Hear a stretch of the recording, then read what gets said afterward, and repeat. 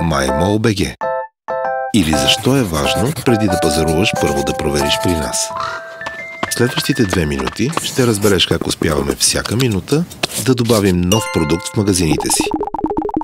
И как правим така, че да имаме толкова добри цени. Това, което ни отличава е, че ние събираме на едно място магазините на доставчици от цял свят. И непрекъснато добавяме нови, и нови, и нови. За да ти разкажем как точно го правим, най-добре е да ти представим Мишо. Зад всеки твой клик стои Мишо.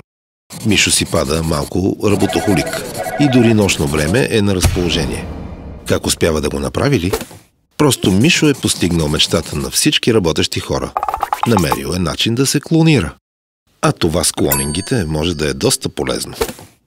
Ето, докато единият Мишо пътува към доставчици в Америка, другият търси правилен език за преговори в Шотландия.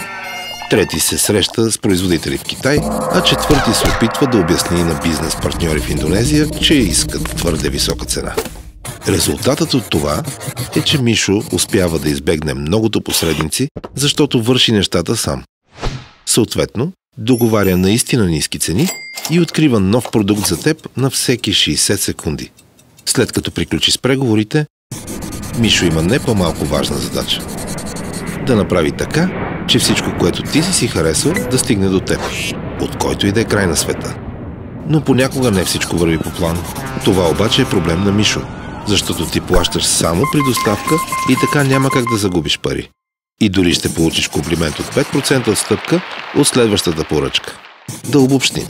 Докато Мишо обикаля по света, да търси най-новите стоки и да натиска за цени, ти имаш на разположение над 1 милион продукта, от които да си избираш. За да ги видиш, влез на MyMall.bg. MyMall.bg. Първо провери при нас.